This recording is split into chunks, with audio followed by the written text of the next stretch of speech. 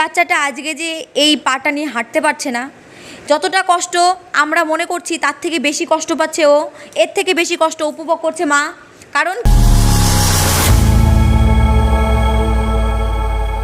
নমস্কার, আপনাদের মাঝে আমরা আবার একটা নতুন ভিডিও নিয়ে চলে এসেছি।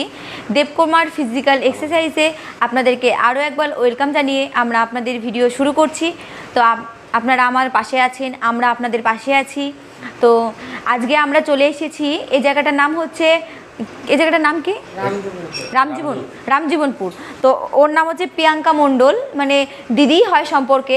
তো আপনারা দেখতে পাচ্ছেন এই দিদিটাকে, এই দিদিটার হচ্ছে পায়ে প্রবলেম আছে।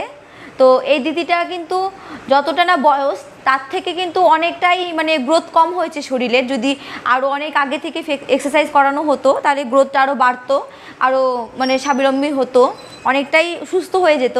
তো সেই জন্য আপনাদেরকে বলছি, আপনারা সবাই ভিডিওটা শেয়ার করবেন যাতে কোনো বাচ্চা পিছিয়ে না যায়, পিছিয়ে না পড়ে, যাতে তারা আমাদের মতন আপনার মতন সুস্থ জীবন পায়। সেই জন্যই আপনার একটা শেয়ারে একটা বাচ্চা সুস্থ হয়ে যাবে, আপনারা শেয়ার করবেন। তো আজকে কথা বলবো প্রিয়াঙ্কাদির সাথে। তোমার নামটা বলো। প্রিয়াঙ্কা মণ্ডল। তোমার বাড়ি? রামজীবনপুর। আর তোমার বাবার নাম? নারায়ণ মণ্ডল। আচ্ছা, তুমি কোন ক্লাসে পড়ো? 12 ক্লাস পড়েছি, আর পড়ি না। ও 12 ক্লাস অবধি পড়েছো, তার মানে দেখতে পাচ্ছ ও 12 ক্লাস অবধি পড়াশোনা করেছে। তার মানে ওর হ্যাঁ, ওর কিন্তু ব্রেনটে কোনো প্রবলেম নেই, ওর বেশি প্রবলেমটা হচ্ছে পায়ে। আমরা দেখাবো ওর পায়ে কতটা প্রবলেম, তুমি একটু হেঁটে দেখাও। হ্যাঁ,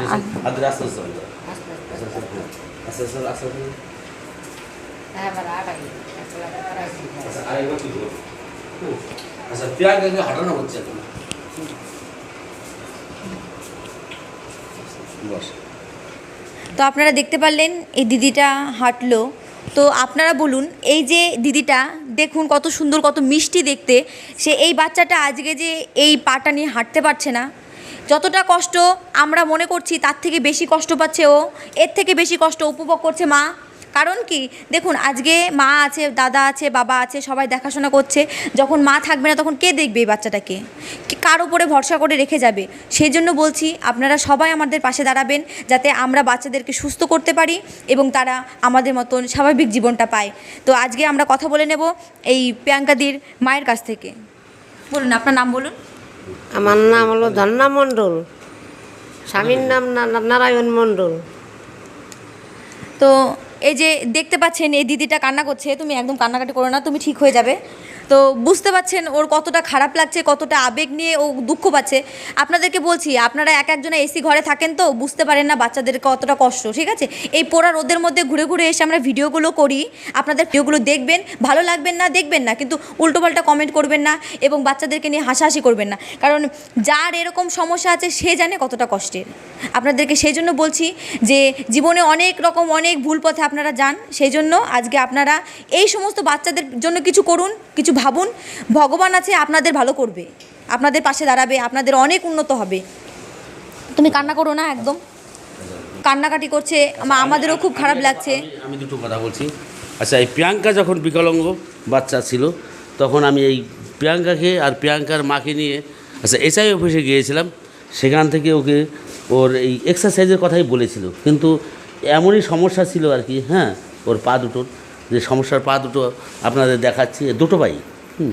সেখান থেকে এসআই সাহেব কিন্তু ওর জন্য অনেক কিছু করেছে, বিডিও সাহেব অনেক কিছুই করেছে। বিডিও সাহেব ওকে মান্থলি যে একটা টাকা ওকে কিন্তু সেটা করানো হয়েছে। আমি নিয়ে গেছিলাম এই প্রিয়াঙ্কাকে আর প্রিয়াঙ্কার মাকে এসআইতে। সেখান থেকে ওনারা যে পরামর্শ, অর্থাৎ যে ফর্মুলা দিল কাগজপত্র নিয়ে, সেটা নিয়ে কিন্তু বিডিওতে দেওয়া হয়। সেখান থেকে ও কিন্তু মাসে মাসে 1000 করে টাকা পায়, সরকারি অনুদান। ঠিক আছে? তো আর কি বলবো, মানে আমরা ভাষা হারিয়ে ফেলছি আজকে এই ভিডিওটা করতে এসে। খুব খারাপ লাগলো, কারণ অনেক জায়গায় ভিডিও করি, অনেক বাচ্চারা কিছু বলতে পারে না, তারা হয়তো বুঝতে পারে না তার কতটা প্রবলেম, কারণ ব্রেনে অনেকের অনেক রকম প্রবলেম আছে। তারা বুঝতেই পারে না যে সে কতটা বড় হয়েছে, তার বাবাকে, তার মাকে। যখন কোনো বাচ্চাকে কোনো মা জন্ম দেয় তখন তার বাচ্চা যদি তাকে মা বলে না ডাকে মাকে, সেই যন্ত্রণাটা যে কতটা কষ্টের সেটা যাদের নেই তারা বুঝবে না। তো আজকে ভিডিও করতে এসে আমাদের খুব খারাপ লাগলো প্রিয়াঙ্কাদির জন্য। প্রিয়াঙ্কাদির জন্য আমরা আজকে সত্যি বলছি আমরা আমাদের মুখের ভাষা হারিয়ে ফেলছি। তো আজকে এই পর্যন্তই বলছি, আপনারা একটু পাশে এসে দাঁড়াবেন, একটু সাহায্যের হাত বাড়িয়ে দেবেন যাতে আমরাও এই সমস্ত বাচ্চাদের জন্য কিছু করতে পারি। এই বলে আজকে আমাদের ভিডিওটা এখানটাই শেষ করছি। নমস্কার, সবাই সুস্থ থাকবেন। প্রতিবন্ধী বাচ্চার জন্য একটু ভাবুন না, দেখুন একটা বাচ্চা সারাটা দিন বিছানায় শুয়ে থাকবে, সেই জায়গা থেকে যদি একটু বাচ্চাটা দাঁড়াতে পারে আপনার কি ভালো লাগবে না বলুন? তো সেই জন্য বলছি যে আমরা তো জানি যে প্রতিবন্ধী বাচ্চাকে দেখতে যতটা দুঃখজনক, যে উপভোগ করে তারও অনেক কষ্ট লাগে। তো সেটা আপনাদেরও দেখতে ভালো লাগবে না, কারণ এই সমাজে এরকম মানুষ নিশ্চয়ই নেই যে প্রতিবন্ধী বাচ্চাকে তুচ্ছ করে।